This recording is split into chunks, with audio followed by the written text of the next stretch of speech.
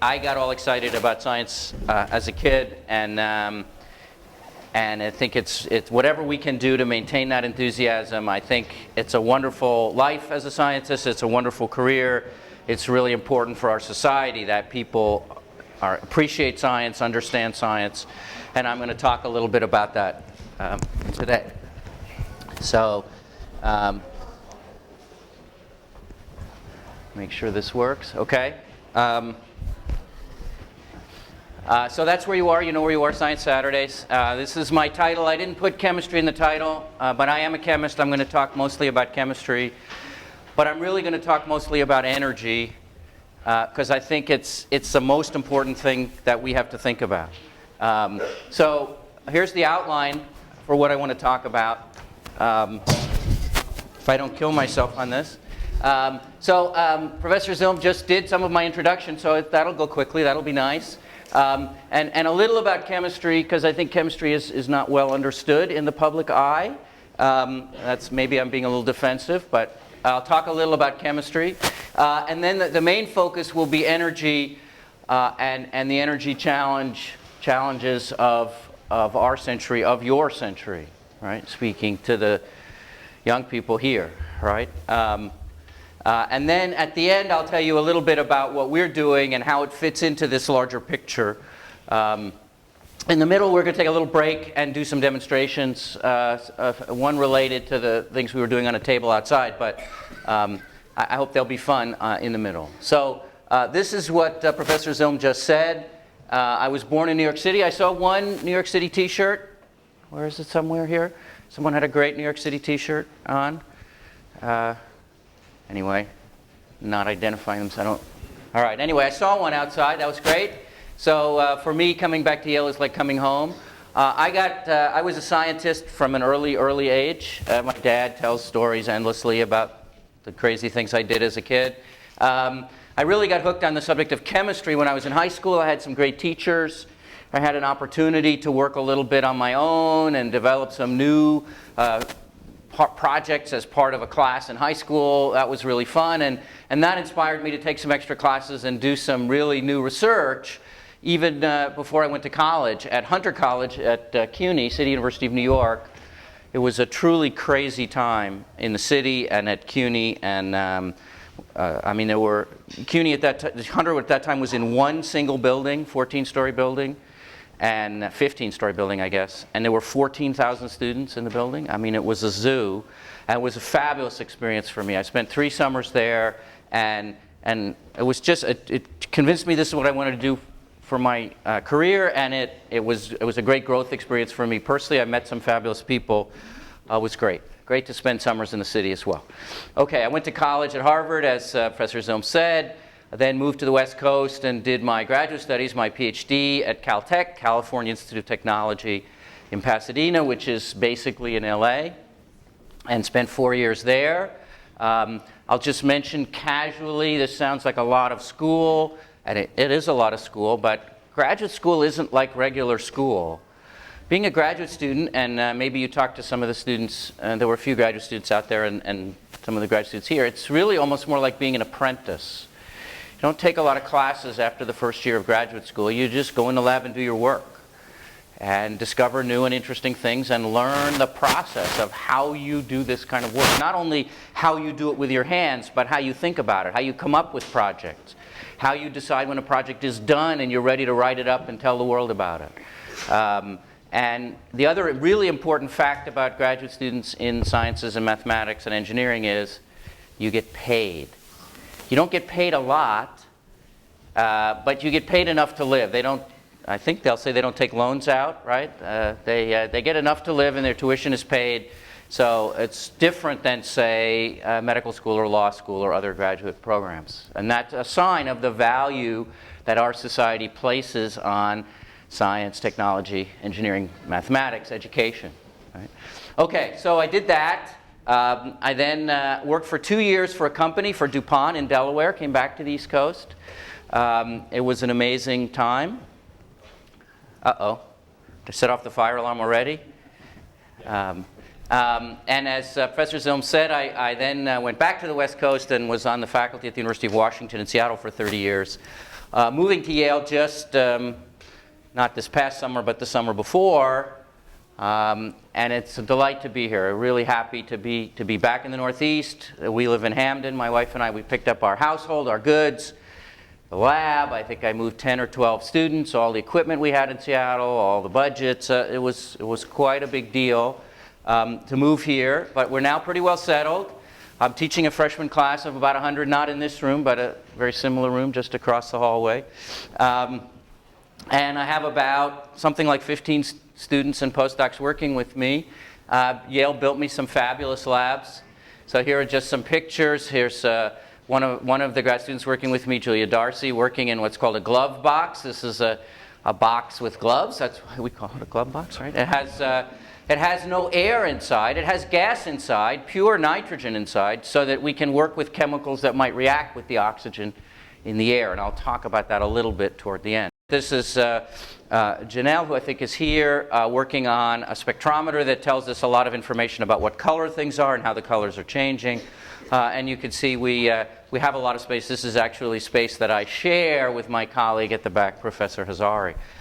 So we're really beautifully set up, and it's now our responsibility to make Yale's investment pay off and do some wonderful science. So that's what we're trying to do. Okay. So I thought I'd talk a little bit about chemistry first. You're in the chemistry building. I'm a chemist. The tagline that the American Chemical Society has decided to use is chemistry the central science. And I have to tell you, I'm normally very skeptical of advertising taglines. And I'll show you one later in the talk that's totally baloney. Okay? But this one I really like. I really think chemistry is the central science. It is at the middle of everything.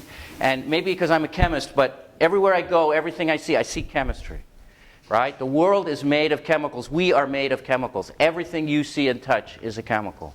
Right? So it's everywhere, and understanding how the world works, whatever piece of it you want to understand, will require some knowledge of chemistry. Right? Whether that's the environment, whether it's water or air, geology, rocks are obviously chemicals. Now, the mathematicians don't think chemistry is, they do their own thing, right? And that's okay, right? But they're not really a science. I have a son who's a mathematician, and to him, math is an art, not a science. So that's, I don't mind that single arrow pointing only in. Chemistry and physics are really intertwined in many areas. There should be an arrow between chemistry and engineering. Chemical engineering is a big field, very important field.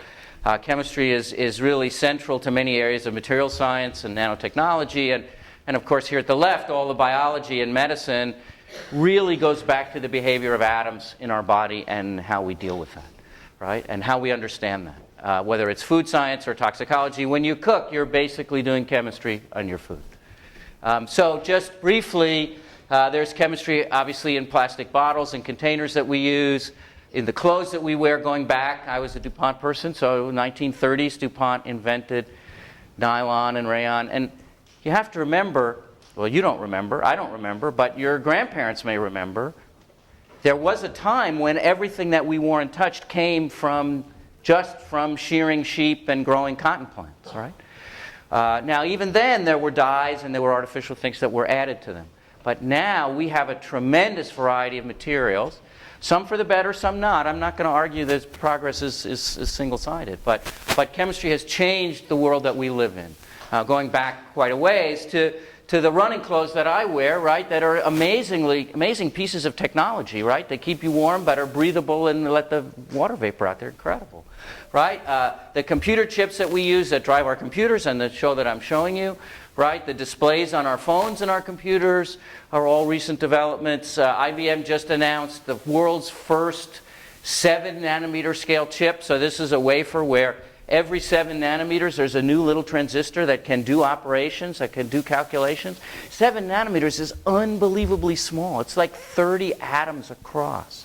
It's incredible that they can do this technologically. And obviously that's not just chemistry, but there's a lot of chemistry that goes into making these things. Paints are incredibly technologically advanced. The fact that you can paint a car and leave it out in the sun and the snow and the salt, and it lasts for years and still looks pretty shiny if you wash it. That's an amazing piece of technology, right? And inks and crayons and I mentioned medicines briefly, and I don't just want to focus on the active ingredients that we think about.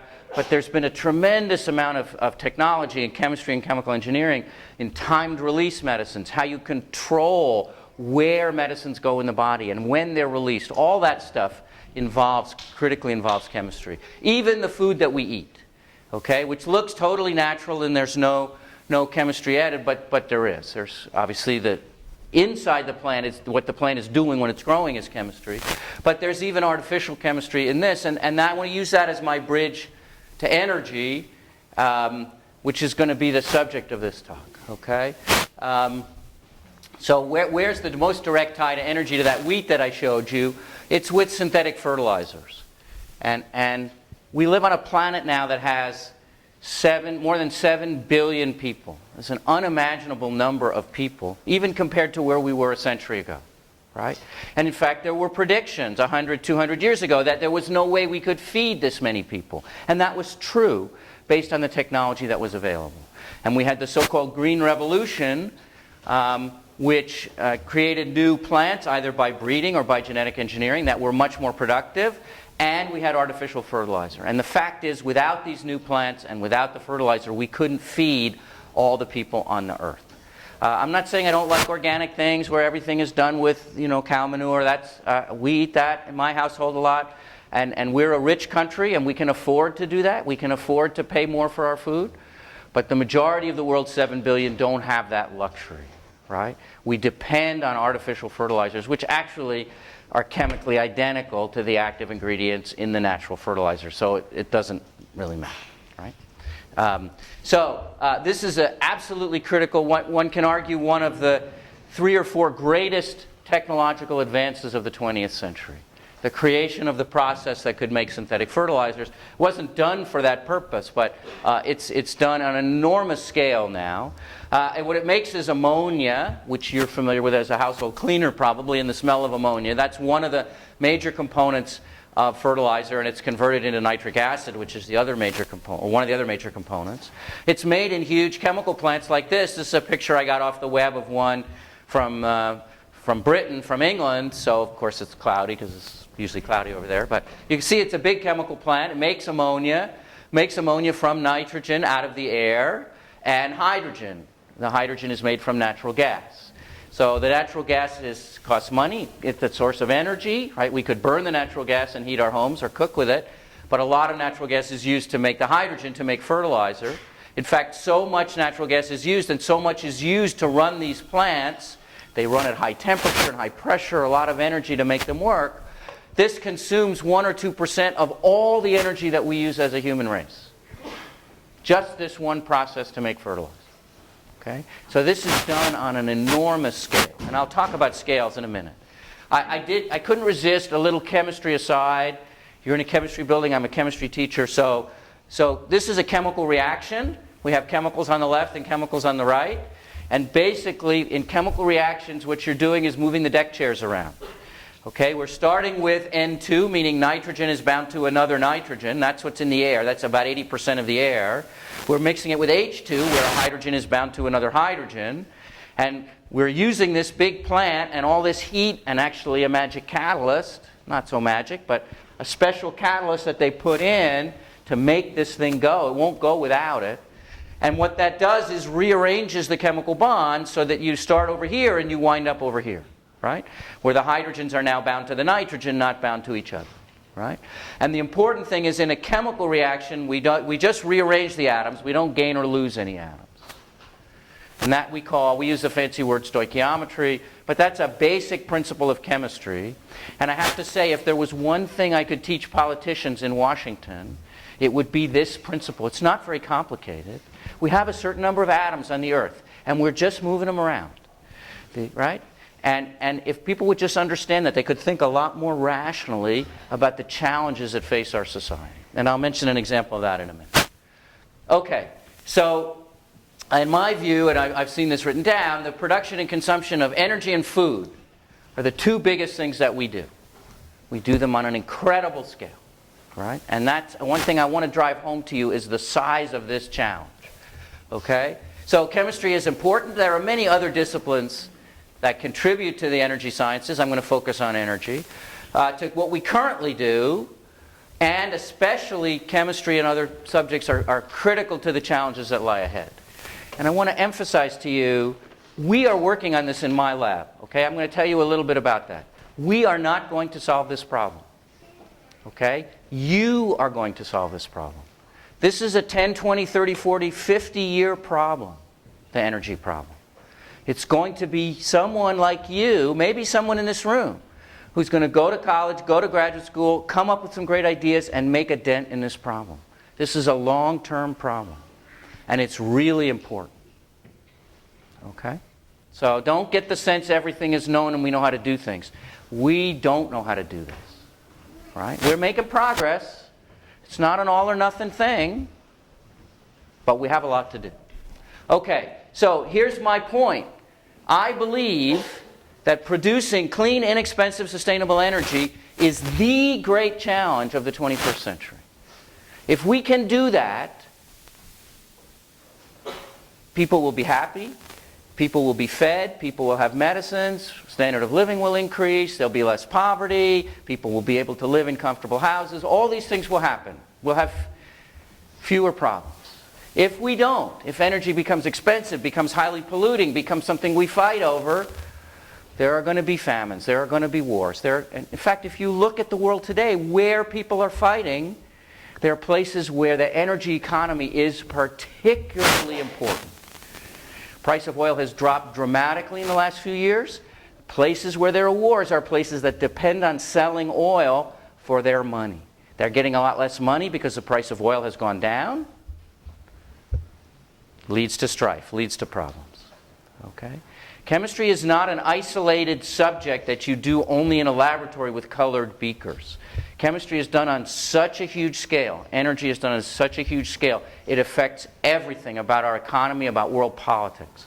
I should add to that chemistry is a central science. I should add political science, economics, all these other subjects.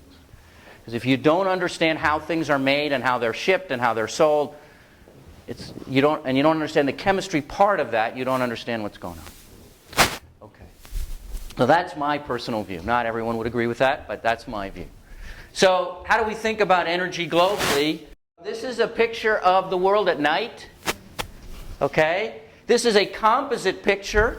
You have to remember that the world is not at night the whole world is never at night, right? At any given time, half the world is in sunlight and half the world is at night. Right? So this is a picture, a sum of many, a composite picture putting together many photos from satellites of the world at night. Okay? So this is the globe. At night, what do you see? You see the electric lights of the cities where people live, right? This is not a perfect map of world energy use, but it's pretty good. So where do you see? There's a lot of energy use in the US and southern Canada, a lot of energy use in Europe.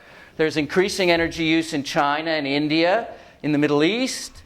The cities mostly on the coast of South America and not so much in Africa. A few places in South America and Egypt, right? That's a reasonable map of world energy use. Okay? And it's a proxy for standard of living and development and poverty in the world, is this map. Okay? If you just focus in on the US, you can see things a little more clearly. I spent 30 years in Seattle, so I'm naturally drawn to Seattle up here, but you can see on the West Coast, Los Angeles, San Francisco, Portland, the Seattle metropolitan area, Vancouver, British Columbia, and Canada. Closer to home, you can see the Northeast. This is New York, the biggest light, of course, right? New York, of course, right? I'm a New Yorker, got to say that, right? You can see Long Island, part of Long Island pretty well lit up. This strip going up here is the I-84 corridor, the interstate from here to Hartford is pretty well developed and lit up. So New Haven is down the bottom of that somewhere. Here's Boston. And as you go west, right, here's Chicago, Minneapolis. So this is a map in 2000, this is a map in 2012. Major cities of the U.S. have not changed significantly in 12 years. But there is one dot that's quite different in the 12 years. Anybody see it? Anybody see the difference? One big white dot, white smudge that's different in the two maps? Yeah. Huh?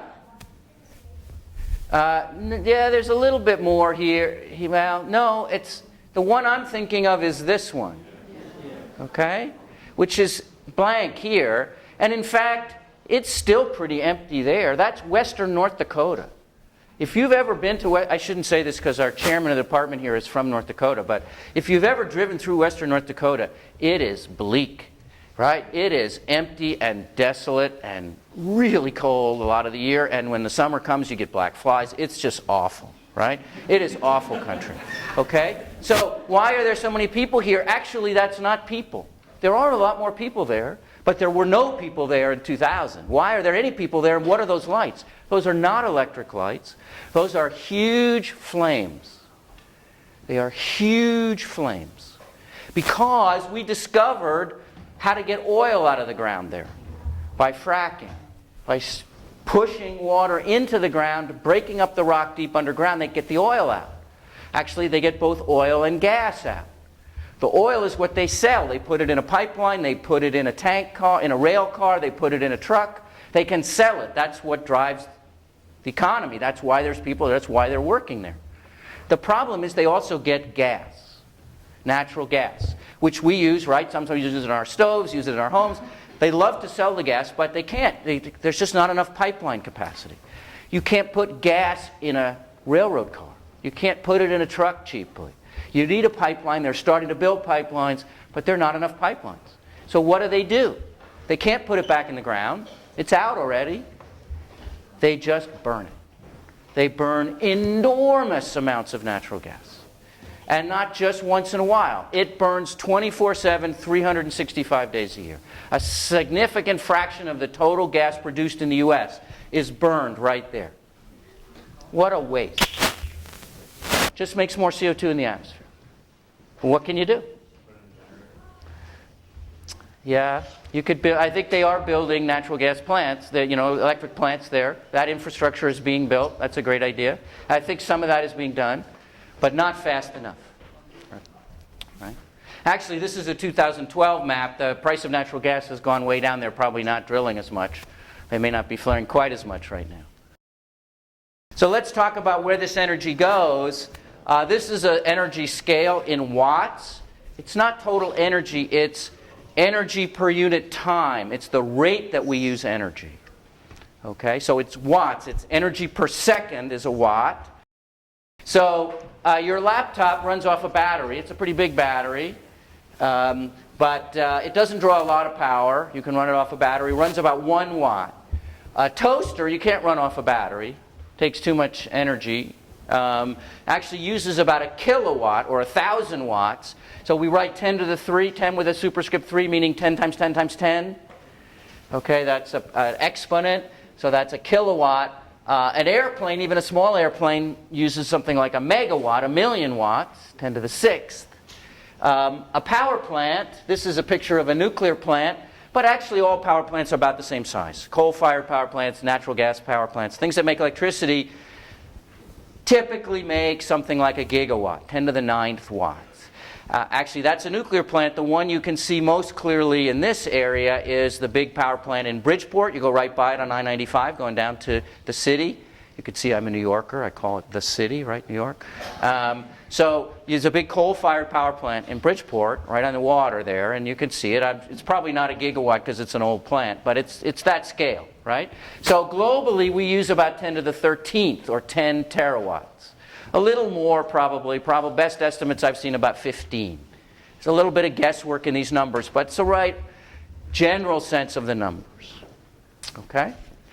Just an aside, I really like this comic. It shows you I'm a nerd. I'm afraid, I'm a science professor. I'm a nerd. This comic, XKCD, is a web comic that I think is funny, and I couldn't resist showing you this one.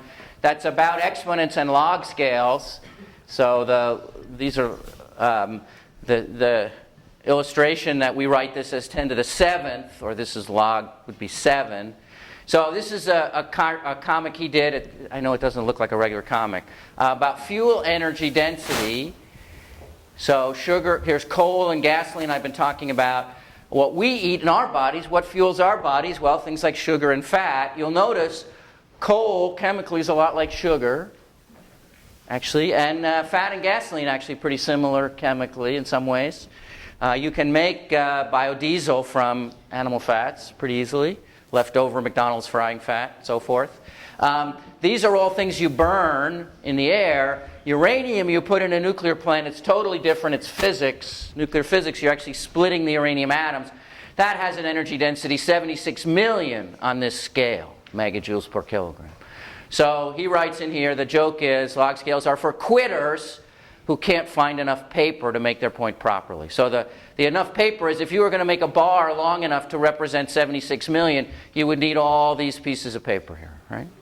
So 76 million is, we would write as 7.6 times 10 to the 7th. You know how I do that? I always get confused what 10 to the 7th is or something. I say, well, there must be a decimal point here, right? That's the end of the number, so it might be 70 million, 0.5 or something.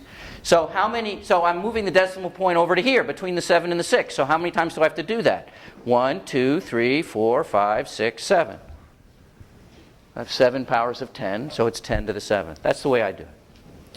Okay, so you can Google XKCD. I think they're pretty funny.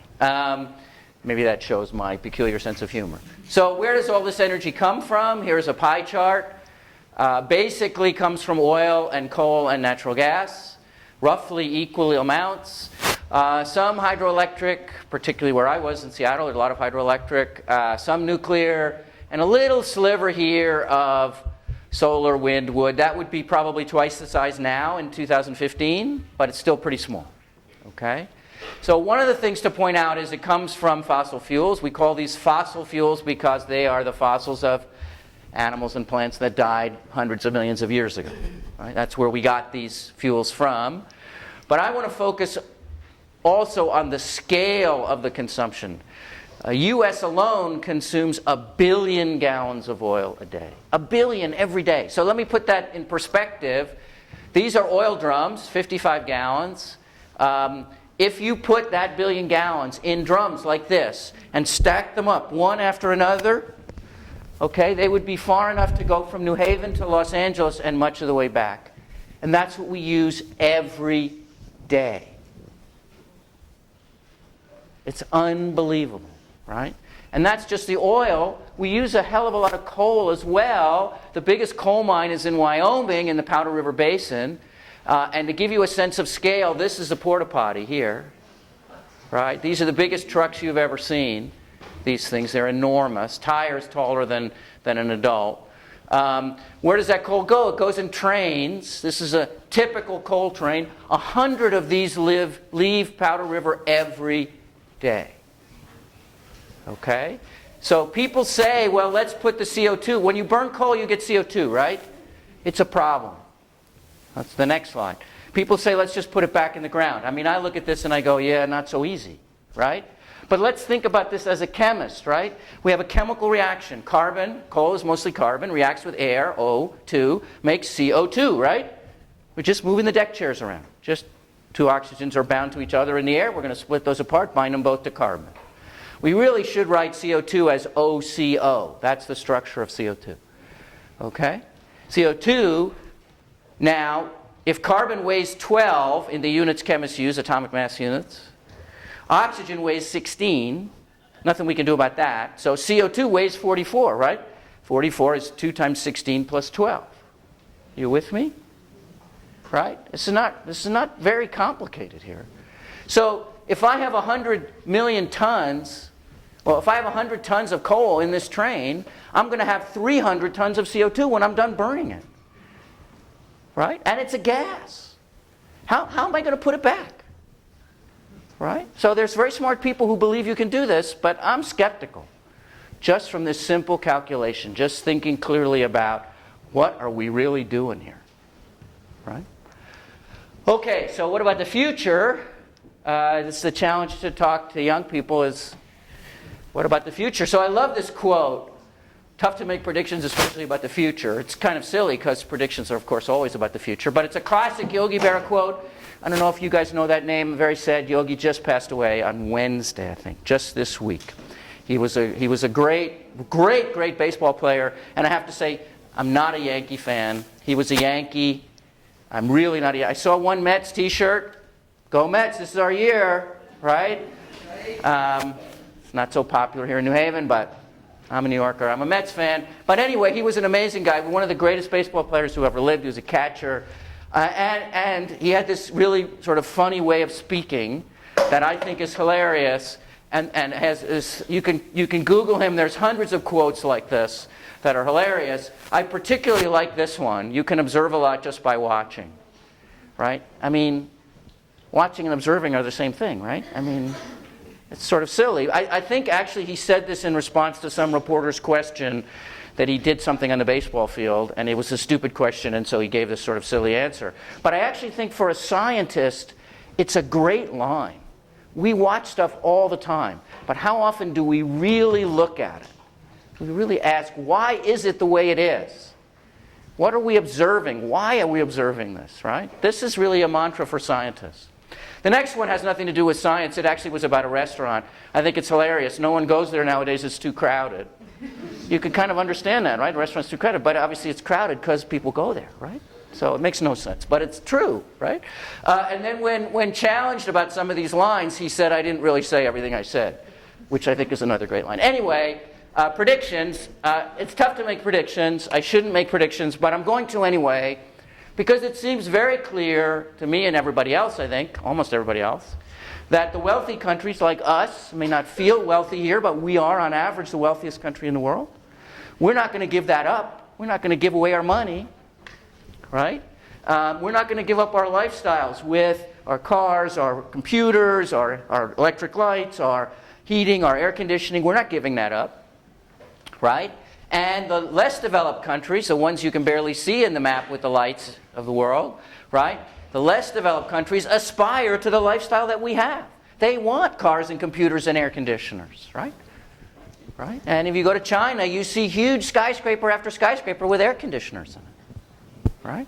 If you lived in southern China, you'd want an air conditioner too, right? So you can't blame anybody for this. And the Chinese just announced yesterday that they're doing something to control CO2. So let's not demonize the Chinese, okay? It's really more than we've been able to do in this country. So the bottom line is we use about 15 terawatts, and we're going to need roughly double that in 35 years. It seems like a long time, but it's really not. It's really going to be upon us pretty quickly. So think about that. All this energy I just showed you that we use today, we're going to need twice as much. More or less. We might be off. It might only be 60% more. It might be 3 times as much. We don't really know. It's the future. But we're going to need a heck of a lot more energy. Where is it going to come from? So you could burn more oil, right? But climate change is a problem. I don't want to talk too much about climate change. It's well established. It is a fact. CO2 levels are rising. This is one of the great data sets, great measurements being done in the world today. This is CO2 levels at the top of the volcano in Hawaii. Beautiful, pristine Pacific air. It's just globally averaged air. It's just what the CO2 is in the atmosphere. It's a little higher in the spring and a little lower in the fall, so it goes up and down every year. When the measurements were started in the mid-1950s, 60 years ago, it was about 315. We just hit 400 for the first time this year, last year, right? So whatever you think, we, the human race, are doing the first global scale experiment on our planet. We are taking the 3rd or 4th largest component of the atmosphere, and we're almost 30% higher in the concentration of that component. We're doing an experiment on our planet, and it's not going to be good. Okay? Climate is changing. It's becoming more variable. So the summers are hotter, winters are colder, droughts are worse. Human activity is largely responsible. I don't really think there's any serious debate about that, and it's going to get worse. So this is a depressing part of the talk. So we really don't want to burn a lot more oil, coal, natural gas to get the additional 15 terawatts that we need. Right? We really want to get this from renewable energy. So where do we get renewable energy from? We don't actually, these are potential amounts. This is the future. I think nobody is arguing with that. What they're arguing about is this future 10, 20 years out or 100 years out.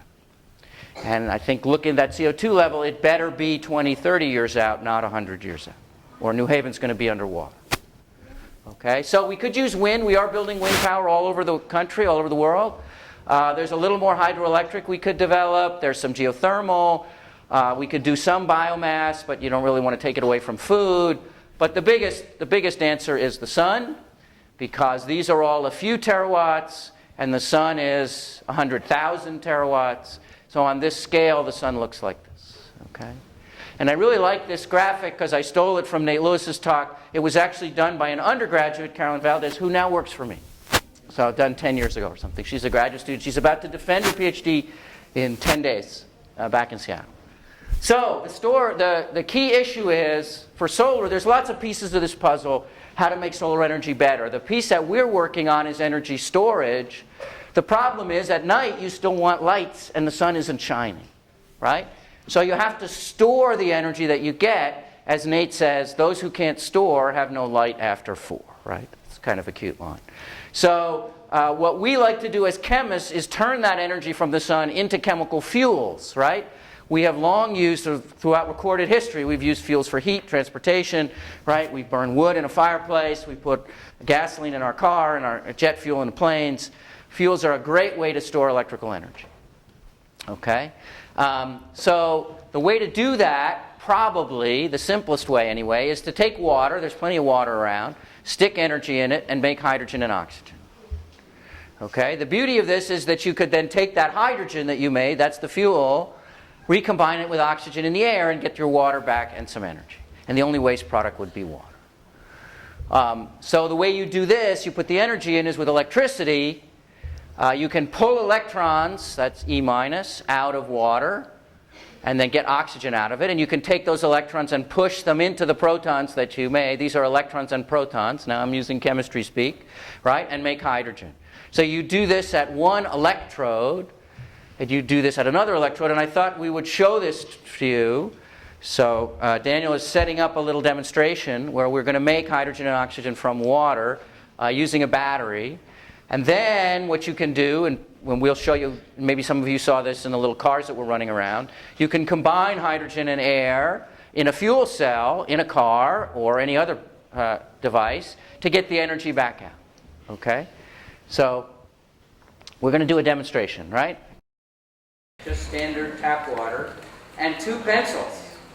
Okay? Except they're sort of odd pencils. I don't know if you can see them. We'll get the camera on them in a minute. They've been sharpened at both ends. Okay? Because the pencil lead in the middle, which isn't lead, it's carbon, is a conductor of electricity. So we're going to hook the pencil lead up to a battery.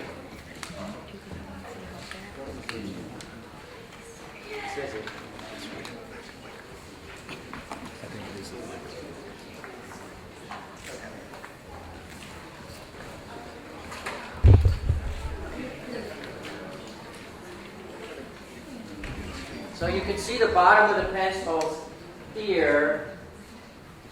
Okay? These are the top of the pencils. You can't see on the screen, but maybe you can see him do it. He's going to connect to a battery pack. Right? Here's the bottom of one pencil. Here's the bottom of the other. You can see them in the water. They're all right. Focus. This is what my students tell me all the time. I have to focus.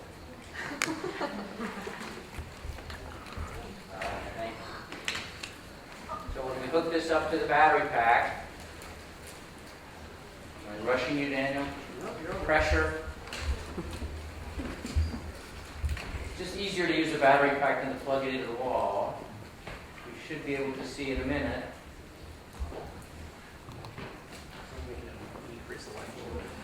Huh? Increase the light a little bit. I think it'll be okay on the side.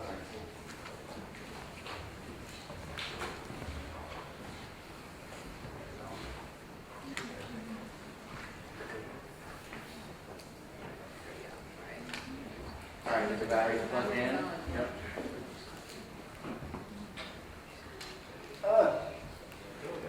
It will go. They promised me it will go. I saw it yesterday. We actually practiced. But it's slow. Okay? It is slow. Okay, can you see a little bit? You're getting a little bit of fuzz on this electrode. That's little tiny bubbles of hydrogen on one side and oxygen on the other side. The electrons are going in to make the hydrogen. See, it's getting a little fuzz here.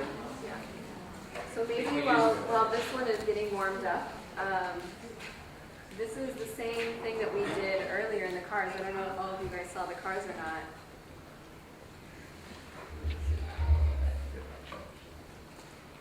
So we're doing the same reaction here, except we're using platinum now instead of. Do you guys know what your pencils are made of? What the chemical is? It's graphite. It's made out of carbon, and obviously you know that pencils are very cheap, and that means that graphite is abundant and that it's cheap. What I have in here is platinum. This is a lot more expensive, and the fact is that we just don't have enough platinum in the world to make all of our cars and out of this to do this reaction. So we'd like to use something like graphite, but you can see how quickly this is happening. So what's happening is we're collecting all of the gas. It's being made here, and then it's going through this tube and into this little dome, and then we're displacing the water and filling up this dome with the gas. All right, so let's see how this other one's doing. All right, so as Jennifer said, because the material is platinum, it's great. It works really well, but it's also very expensive. In contrast, the pencils conduct electricity far less efficiently, and they convert water to fuel far less efficiently. Notice how we still produce both hydrogen and oxygen, simply at lower amounts and at a less quick rate. So a few bubbles. If you tap one of the pencils, it'll probably shake some bubbles up. Yeah? A few bubbles. Not very good catalyst. Not very good at this process. But in principle, you can make hydrogen and oxygen this way. So what would you do with the hydrogen and oxygen? And we have the balloons at the back. Is that right? Yeah. You want to run up and get them? Yeah. What would we do without Professor Hazari to help us out? See, we're kind of improvising this as we go along. That's a problem for me of a Science Saturday talk is you only get to do one, so you don't get to practice. So these are 3 balloons. One has oxygen in it, one has hydrogen in it, and one has hydrogen and oxygen. Okay? No. Well, I know this one has oxygen. The red is And this is a candle on a stick. Do you want me to do it? So, is anybody here scared of balloons popping? Loud noises? Okay, we're going to pop a balloon. We do the blue one first. That just basically has air in it. It has pure oxygen in it, but it's basically air.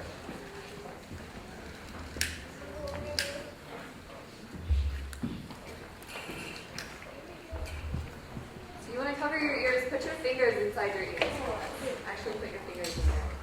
I'm not sure exactly how I'm going to pop this balloon. Okay, you ready?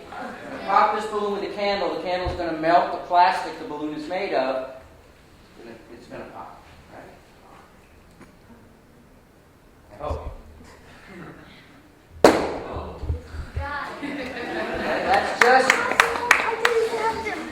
That's just the beginning, okay? That's just the compressed gas in the balloon popping. No chemistry there, just the pressure of the gas coming in.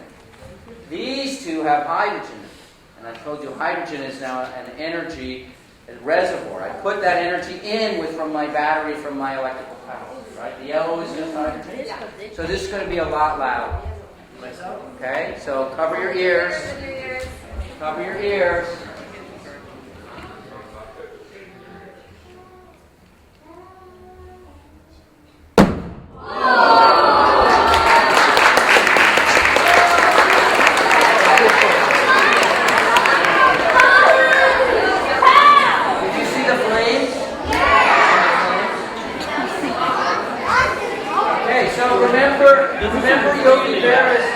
Remember Yogi Berra's comment, observing and watching. You saw the flames. Why were there flames? Yeah. Yeah. Because of the hydrogen on the inside. The hydrogen took away the flames from the candle, so Right. the flames went along with the hydrogen. Right. And the hydrogen went out. You saw these wavy lines? Why wavy lines? Because of the hydrogen throwing out the flames. Yes. But the hydrogen makes flames when it mixes with the oxygen. There wasn't any oxygen in the balloon, so it had to mix with the air. And those flames that you saw were the hydrogen coming out of the balloon and mixing with the air and burning with the air.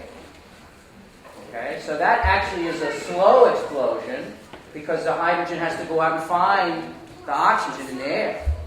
So what happens if I put the hydrogen and the oxygen together in the balloon? Okay, now this one you really want to cover your ears. You see?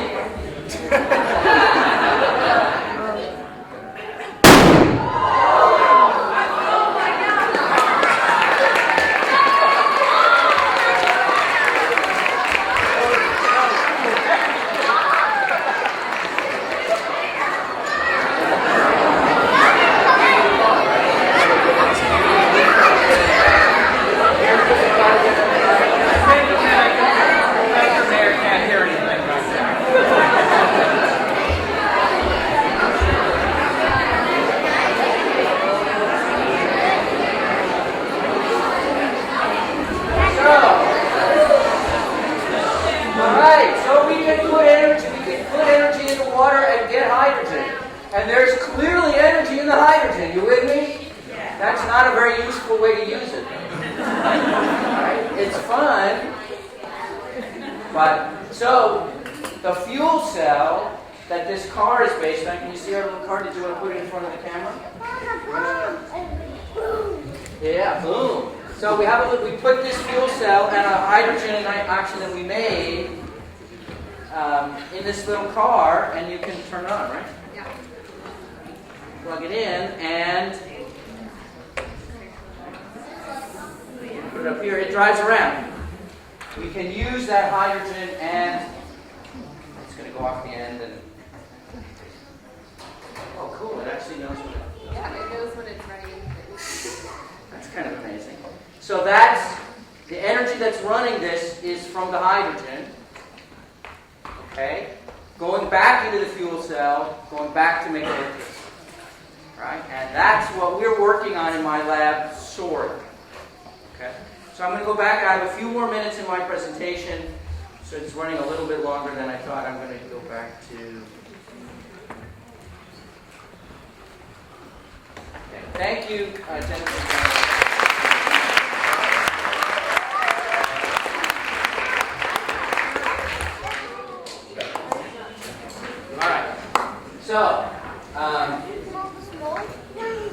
So what did we do? We put energy into water. Whoops. We put energy into... Oh, thank you. Set the lights right. We put energy into water. We made hydrogen and oxygen. Right?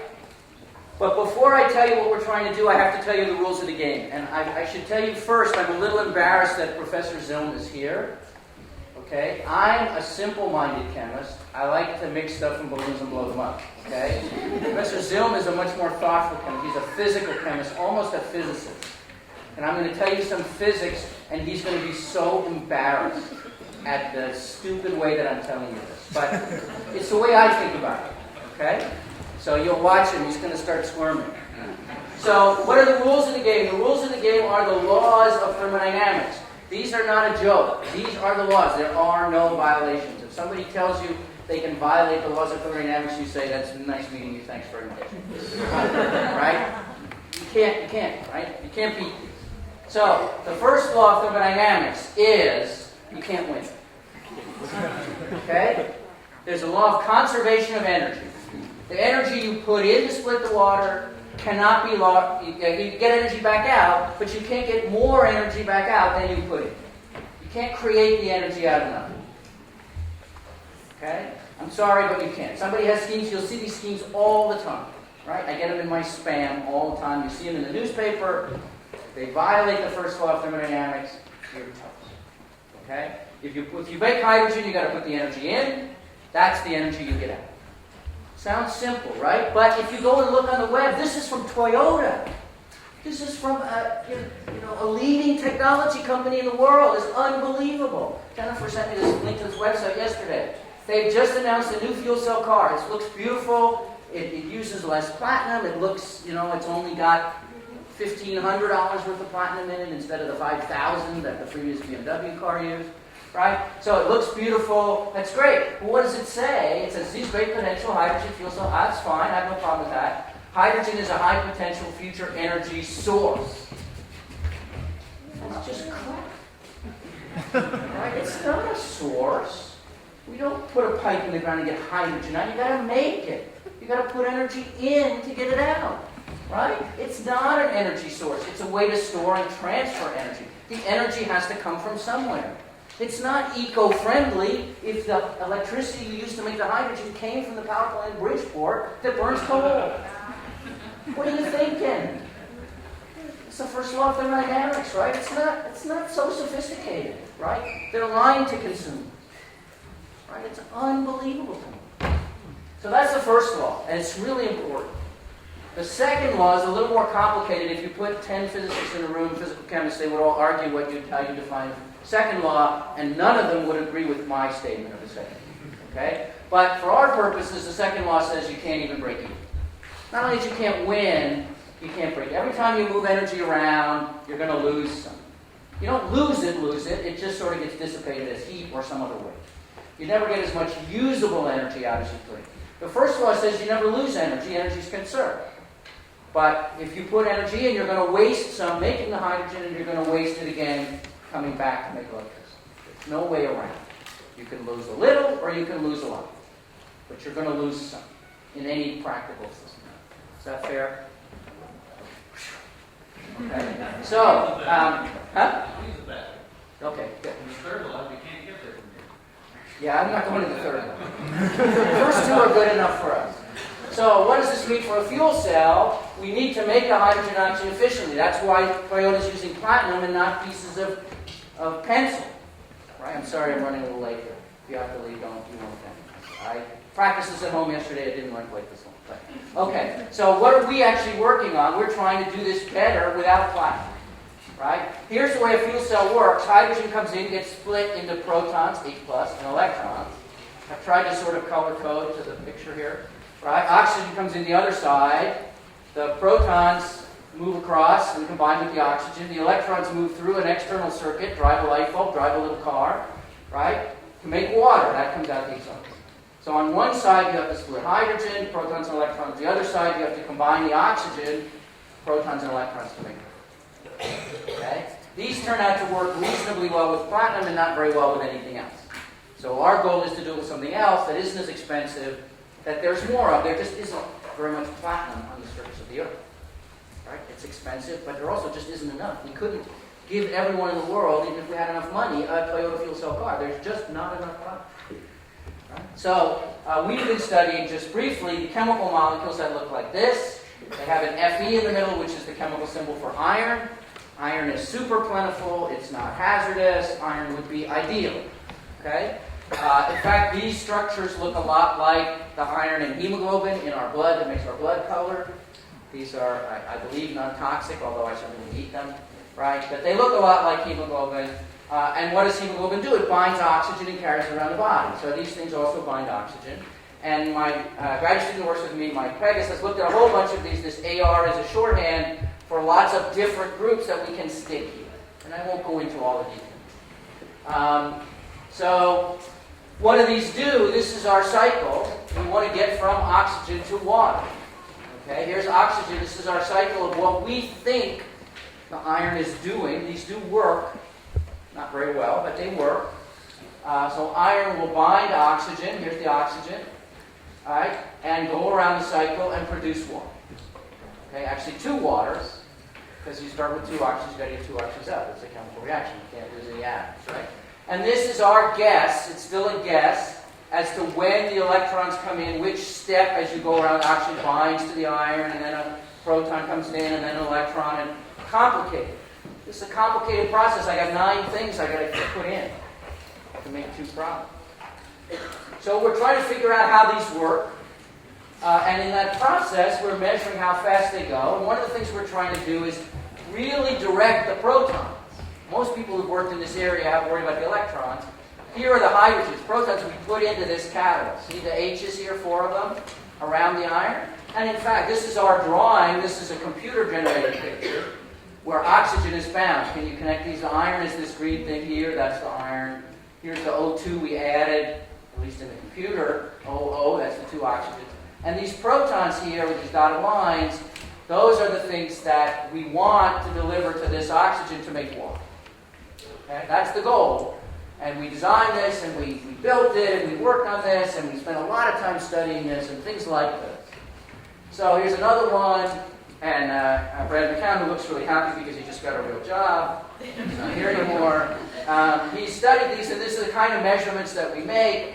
Actually, because of the way we make measurements, only the bottom end of these curves are important. We scan from left to right. You see the way this blue one really takes off quickly and the red one takes off slowly? That means the blue one is a better catalyst, and when we go through the analysis that we were taught by people in Paris, we draw these lines, and we can get a rate constant out, how fast this catalyst turns oxygen into water, and the fact is it's unbelievably fast. 7 million times a second, this catalyst turns oxygen. It's unbelievable. And of course, how fast you do that is related at some level to the power you can get out of the fuel cell. So that's pretty cool. Nobody's ever seen anything like it. And so we got really excited, and then we thought more about it, and we got less excited. Okay? Why is that? Because one of the things we discovered, we like to really understand what we're seeing, is that the rates that we see, here's the one I just showed you, almost 7, well, more than this is log, so this is 1 million, this is 10 million, that's the 7 million number. Okay? It's unbelievably fast. But it turns out that correlates very closely with the overpotential, which is the energy waste. Turns out the reason this goes really quickly is that it wastes a huge amount of energy. It is of no value whatsoever. In fact, all the catalysts we've studied waste a lot of energy. The place we'd like, here's my last slide. Oh, I lost the slide. All right. The place we'd like to be is over here. Right? We'd like this overpotential to be down towards 0, and the rates can be up here. We're nowhere near where we need. We're not close to solving this problem. Right? But we have learned that all these catalysts look sort of the same because they form on this line. Right? There's something similar about them, even though some of them we place protons in the right place and some of them we haven't. So we're learning how to design a better catalyst. We're learning we got to focus on this bit. That's at least taking us toward where we need to be.